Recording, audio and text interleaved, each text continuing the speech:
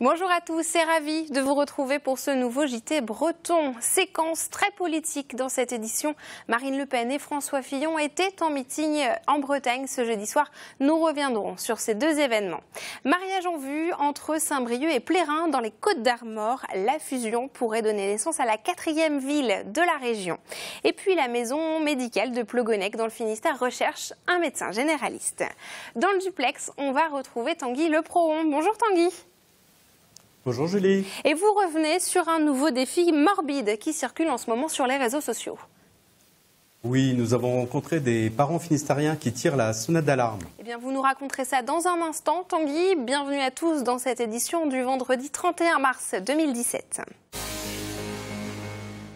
Et on démarre cette édition avec cette séquence politique. 7 candidats à la présidentielle étaient présents à Brest ce jeudi pour le congrès du syndicat agricole FNSEA, comme nous vous le racontions hier dans cette édition. Et ils sont nombreux à avoir prolongé leur visite en Bretagne, comme Marine Le Pen, qui a tenu une réunion publique dans une exploitation laitière dans le nord-est du Morbihan ce jeudi soir. Fanny Cocognier et Clara Gestin étaient sur place. Pas de surprise ce jeudi soir à la Trinité-Porrouët. S'il y a bien un thème qui fonctionne ici comme ailleurs auprès des militants du FN, c'est celui de l'immigration. La Bretagne est désormais affectée par un nouveau fléau. Je veux parler de la délinquance qui ne cesse de monter d'année en année. L'arrivée des migrants n'y est pas pour rien. Ce n'est pas moi qui le dis, c'est le préfet du Finistère. Mais si la candidate aux élections présidentielles a choisi une terre rurale pour son unique déplacement dans le Morbihan, ce n'est pas pour rien. En 2012, Marine Le Pen avait engrangé dans cette commune 23,52% des voix, 8% de plus que son score morbihanais. 5 ans plus tard, plus de 1000 personnes ont répondu présentes.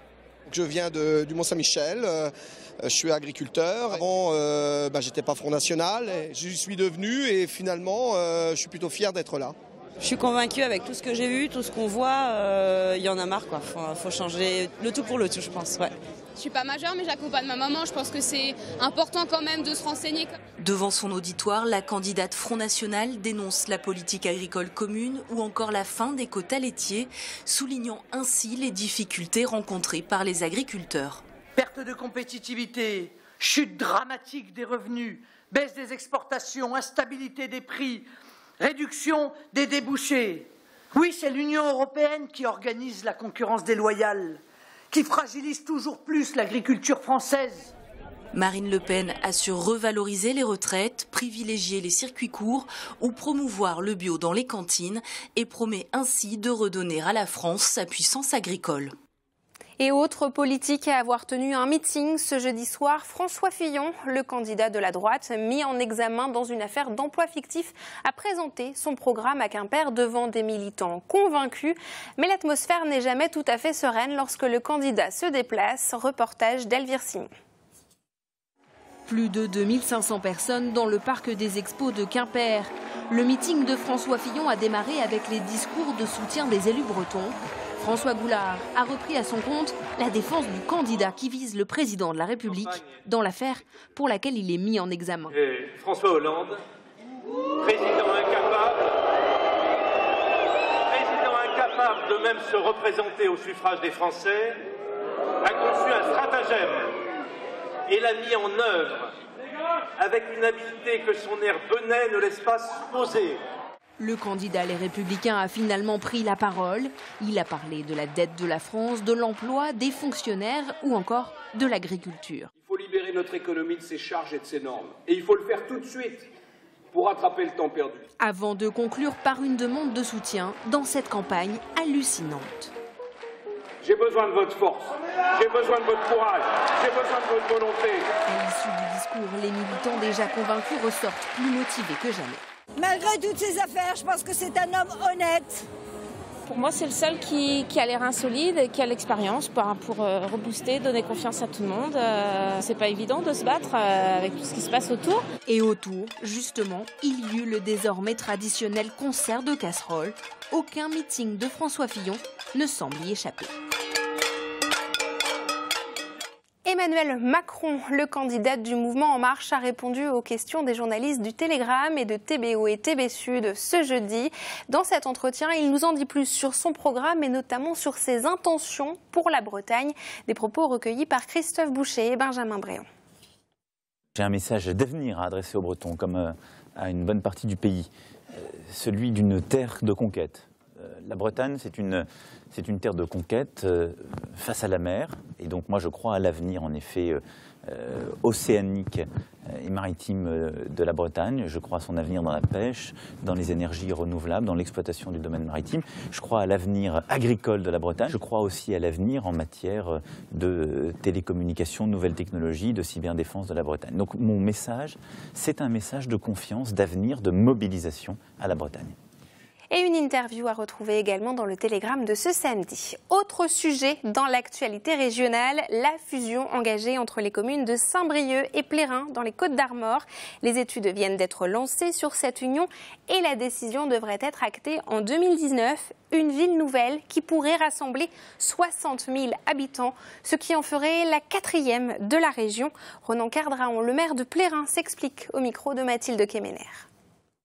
L'idée d'une création d'une commune nouvelle entre, pour l'instant, Saint-Brieuc et Plérin résulte d'une réflexion beaucoup plus large sur le poids, la reconnaissance de la ville-centre du département des Côtes-d'Armor, entre Rennes et Brest, mais aussi dans le nord Bretagne. Aujourd'hui, on constate que les Côtes-d'Armor n'ont pas un pôle économique, politique, administratif fort, qui, à mon avis, aurait mérité sans doute d'être plus large. Saint-Brieuc, Plérin, Trégueux, Langueux, Effignac, Ilion, en gros les 14 communes de l'ancien district, ancien Saint-Brieuc agglomération.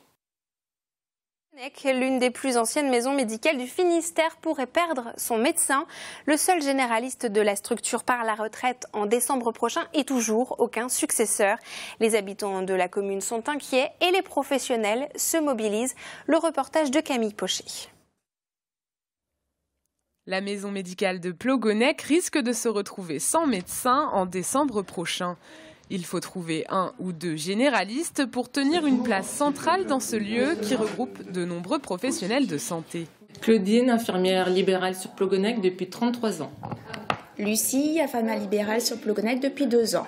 Brigitte, je suis podologue depuis 5 ans à la maison médicale. Mylène, je suis la secrétaire de la maison médicale depuis l'ouverture. Gaëlle, sage-femme libérale installée depuis 1 an. Michel, je suis généraliste et je travaille ici depuis 32 ans. Pour trouver un successeur, le docteur Vergnol a envoyé une lettre à l'agence régionale de santé et posté des annonces sur des sites professionnels spécialisés. Pourtant, aucun médecin ne l'a contacté.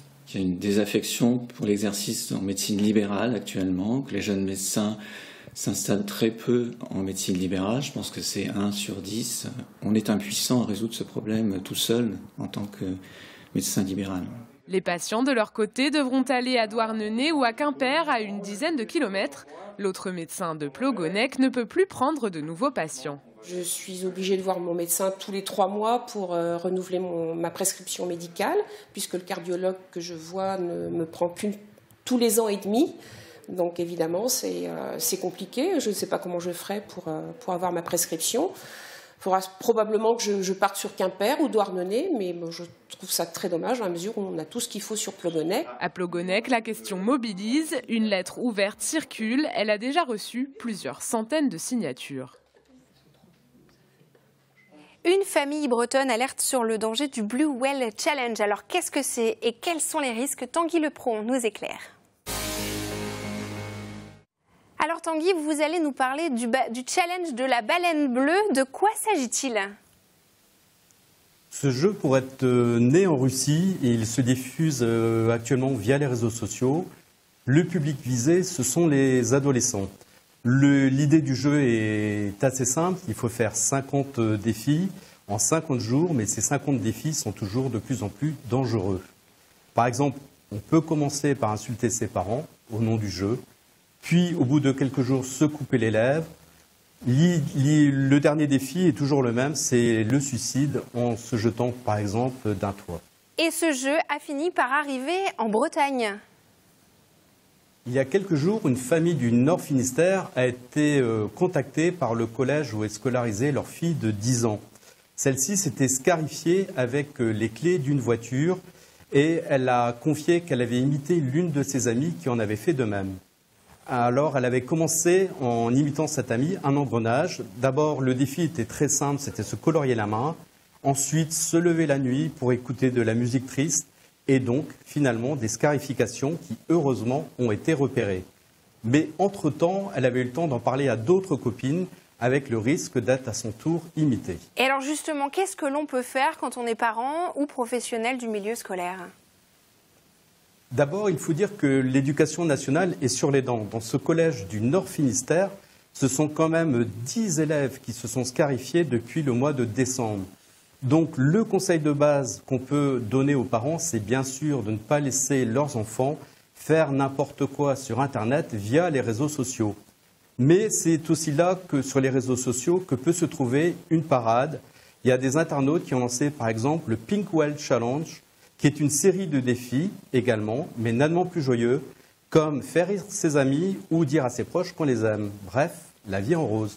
C'est effectivement bien mieux, effectivement. Merci beaucoup Tanguy, en tout cas pour toutes ces explications et vigilance donc aux parents. Merci Tanguy. Et on retrouve tout de suite le Tour de Bretagne en 60 secondes, préparé aujourd'hui par Benjamin Bréon. Pas de chance pour ce chauffeur de camion-citerne tombé en panne jeudi soir au milieu de l'avant-port de Saint-Malo alors qu'il venait livrer des bateaux. Il a fallu les pompiers et un gros engin de remorquage pour le sortir de là. La prochaine fois, il mettra ses bouées. À Lannion, porte ouverte ce week-end chez les artisans d'art de la ville, céramistes, ébénistes, verriers. Ils seront 16 à ouvrir leurs ateliers au public pour des démonstrations et des explications et des aventures si le cœur vous en dit. Et on termine en musique puisque le festival du bout du monde à Crozon vient de compléter sa programmation.